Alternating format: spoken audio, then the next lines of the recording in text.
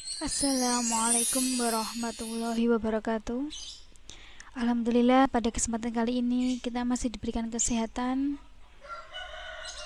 Semoga kita bisa belajar bersama-sama dalam pembelajaran matematika. Pada video kali ini saya akan membahas tentang kekongruenan dan kesebangunan.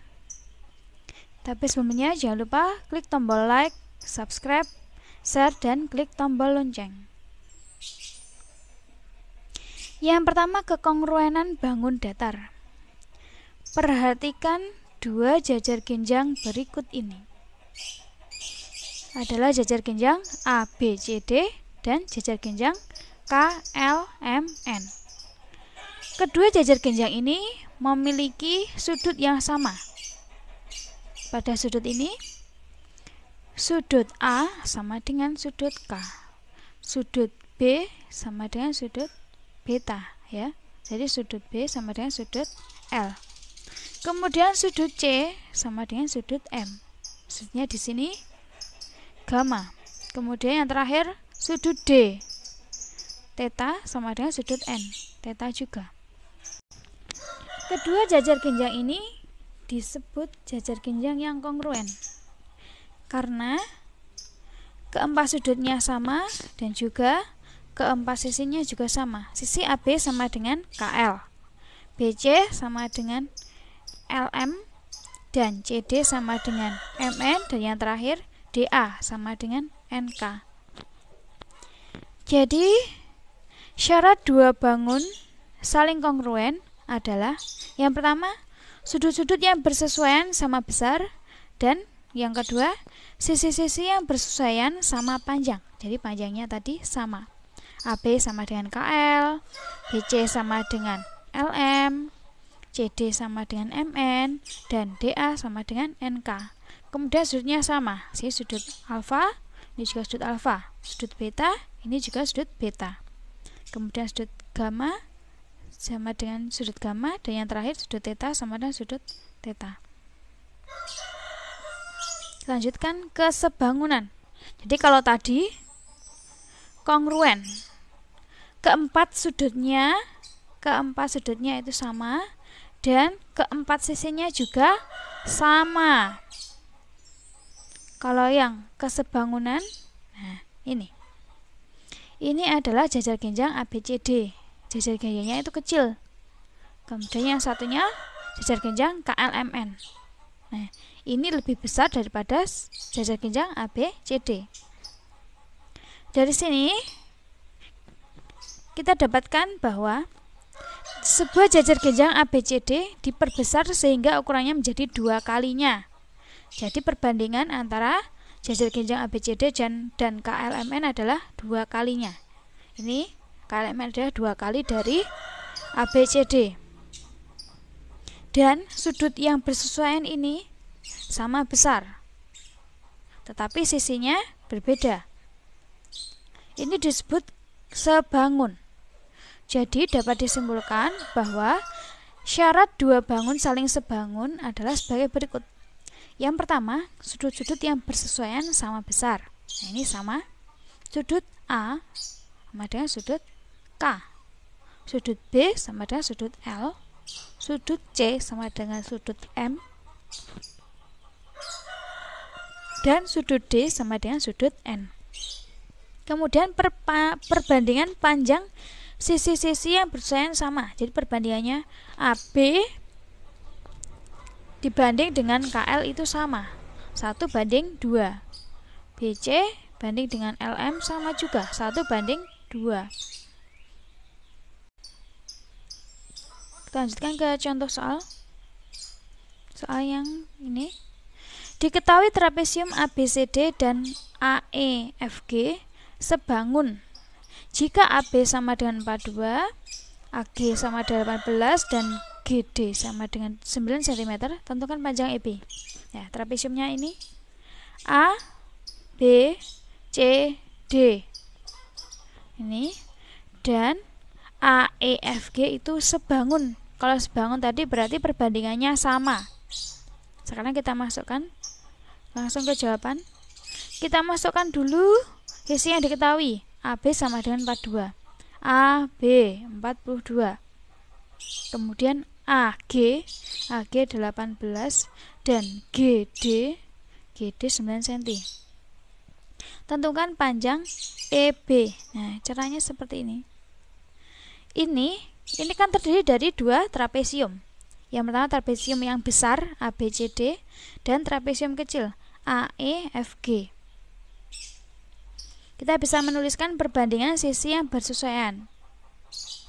Tadi yang ditanyakan adalah EB. Berarti yang kita bandingkan adalah ini AB dibanding dengan AE dan juga AG dibanding dengan AD. Karena ini sisi yang diketahui. Kita tulis dulu AB per AE. Jadi AB per AE sama dengan AD. AD yang ini ya yang besar dulu dibanding dengan AG. AG trapesium kecil. Jadi sama dengan AB kita masukkan 42. AE-nya belum diketahui, kita tulis AE sama dengan AD. AD adalah 18 ditambah 9. 18 per 9 dibanding dengan AG. AG-nya 18, berarti per 18. Kalau sudah, ini bisa kita jumlahkan. 18 ditambah 9 sama dengan 27. Kita tulis di sini. Jadi 42 per AE sama dengan 27 per 18. Jadi AE sama dengan AE yang ini. Perkalian dari 42 dikali 18 dibagi dengan 27. Ini kali ini dibagi ini ya. 42 kali 18 dibagi 27. Ketemu hasilnya 28. Nah, ini tadi yang ditanyakan adalah EB.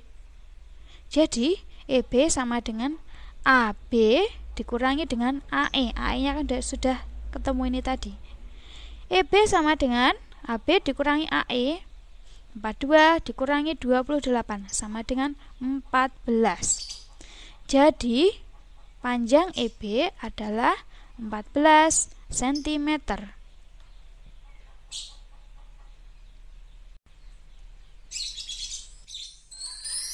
Kita lanjutkan ke kekongruenan pada segitiga. Segitiga yang kongruen. Itu ada beberapa syarat. Nah, ketika kita membicarakan tentang kekongruenan, maka didapatkan sudut yang bersesuaian sama besar dan sisi yang bersesuaian sama panjang. Nah, ini segitiganya kan seperti ini, tapi yang ini kan miring ya. Tapi sebenarnya ini segitiganya kongruen. Kenapa kok kongruen? Karena sisi yang bersesuaian sama panjang, jadi AB sama dengan DF. Ini panjangnya sama. Kemudian AC sama dengan DE, panjangnya juga sama. Yang terakhir BC sama dengan FE. Ini panjangnya juga sama. Kemudian kita lihat sudutnya. Sudut C sama dengan sudut E. Sudut A sama dengan sudut D dan sudut B sama dengan sudut F. Maka kedua segitiga ini adalah segitiga kongruen.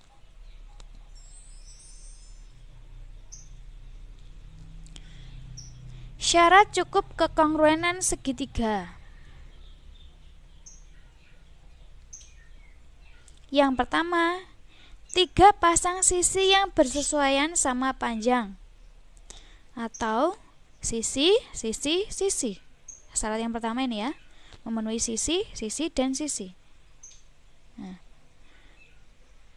ini segitiga ABC dan yang kedua segitiga DEF.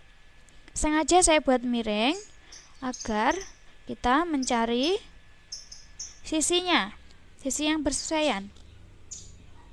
Ini yang pendek, sisi AC sama dengan sisi DF. Kemudian sisi AB sama dengan DE dan sisi BC sama dengan EF. Sehingga dapat disimpulkan pada segitiga, jika 3 sisi yang bersesuaian sama panjang, sudah pasti segitiga tersebut kongruen. Nah, jika ketiga sisinya sama panjang, pasti segitiga tersebut kongruen. Akan tetapi, jika tiga pasang sudut yang bersesuaian sama besar, belum tentu segitiga tersebut kongruen. Kalau diketahui sudut yang bersesuaian sama besar, belum tentu segitiga itu kongruen.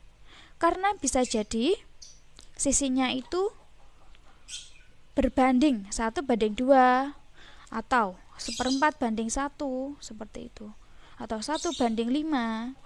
Itu kan bisa toh, tapi sudutnya itu sama. Sehingga kalau sudutnya besarnya sama, belum tentu kongruen. Tetapi jika tiga sisinya yang bersesuaian itu sama, pasti kongruen. Syarat yang kedua, dua sisi dan satu sudut yang diapitnya memenuhi sisi sudut sisi. Sisi AC sama dengan sisi DF. Dan sudut A sama dengan sudut D. Yang terakhir sisi AB sama dengan sisi DE. Nah, kalau seperti ini segitiganya kongruen. Nah, dua pasang sisi yang sama panjang yaitu AB sama dengan DE ya, seperti yang saya katakan tadi, AB sama dengan DE dan AC sama dengan DF. Kemudian sepasang sudut yang sama besar yaitu sudut M sama sudut A sama dengan sudut D. Nah, ini ya. Sisi, sudut, sisi. Kalau seperti ini, maka segitiga itu kongruen. Masih dengan dua sisi dan satu sudut. Jika dua sisi dan satu sudut, sudutnya itu harus siku-siku atau tumpul yang menghadap salah satu sisi, atau bisa disebutkan sisi, sisi, sudut. Jadi memenuhi sisi, sisi, sudut. Contohnya ini. Sisi BC sama dengan sisi EF. Sisi AB sama dengan sisi DE. Dan sudut A sama dengan sudut D. Ini sudutnya siku-siku. Maka ini tentu akan kongruen. Nah, dua pasang sisi yang sama panjang AB dan DE dan BC dengan EF. Kemudian sudutnya sudut A dan sudut D itu siku-siku. Berarti ini kongruen. Kemudian C. Dua pasang sudut yang bersesuaian sama besar dan sepasang sisi sama panjang atau memenuhi sudut, sisi, sudut. Sudut, kedua sudut ini mengapit satu sisi. Dua sudut mengapit satu sisi. Nah, dua sudut dan satu sisi yang diapitnya. Sudut A sama dengan sudut D, sisi AB sama dengan DE, dan sudut B sama dengan sudut E. Maka segitiga ini kongruen. Masih dengan dua sudut dan satu sisi, tapi berbeda. Bedanya letak sisinya tidak diapit oleh sudut, atau disebut sisi, sudut, sudut. Sisi, sudut, dan sudut. Seperti ini. Nah, dua sudut dan satu sisi di hadapan salah satu sudut. Yang diketahui itu AC sama dengan DF. Kemudian sudut A sama dengan sudut D. Dan sudut B sama dengan sudut E. Sudut B sama dengan sudut E. Nah, langsung kita ke contoh. Perhatikan gambar segitiga KLM dan segitiga PHR. Dua segitiga itu, apakah segitiga itu kongruen? Nah, Soalnya ini. Tunjukkan bahwa segitiga tersebut kongruen. Berarti segitiga ini kongruen apa tidak? Kita harus menunjukkannya. Kemudian B, sebutkan sudut-sudut yang sama besar dan sisi-sisi yang sama panjang. Langsung saja kita ke jawaban. Dari gambar diketahui sudut L sama dengan sudut R. Sudut L sama dengan sudut R. Ini ya, tandanya X. Sudut L sama dengan sudut R. Nih. Kemudian sisi LM sama dengan sisi PR. Ini. Kita tulis di sini. Yang terakhir, sudut M sama dengan sudut P. Sudut M sama dengan sudut P. Dari kedua segitiga ini, segitiga KLM dan PHR, maka memenuhi syarat sudut, sisi, sudut ya. Sudut, sisi, sudut. Dan sudutnya pun sama dari dua segitiga ini. Jadi dapat disimpulkan bahwa segitiga KLM dan segitiga PHR kongruen.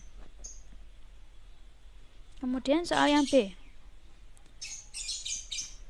Sudut-sudut yang sama besar, tadi diketahui bahwa sudut L sama dengan sudut R. Nah, kita tulis lagi ini. Sudut M sama dengan sudut P. Ini dari yang diketahui.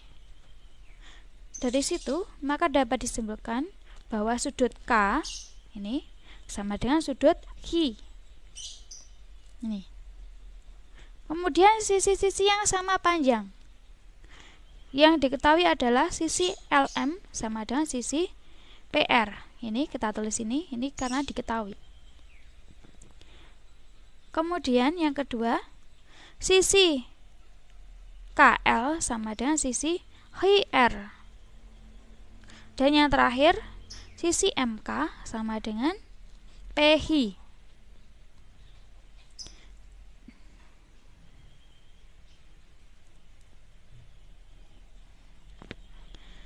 Demikian tadi pembelajaran tentang kekongruenan dan kesebangunan bangun datar. Terima kasih, semoga bermanfaat. Kalau misalkan teman-teman semua masih bingung, silakan bisa diulangi video dari awal. Jangan lupa klik tombol like, subscribe, share, dan klik tombol lonceng. Wassalamualaikum warahmatullahi wabarakatuh.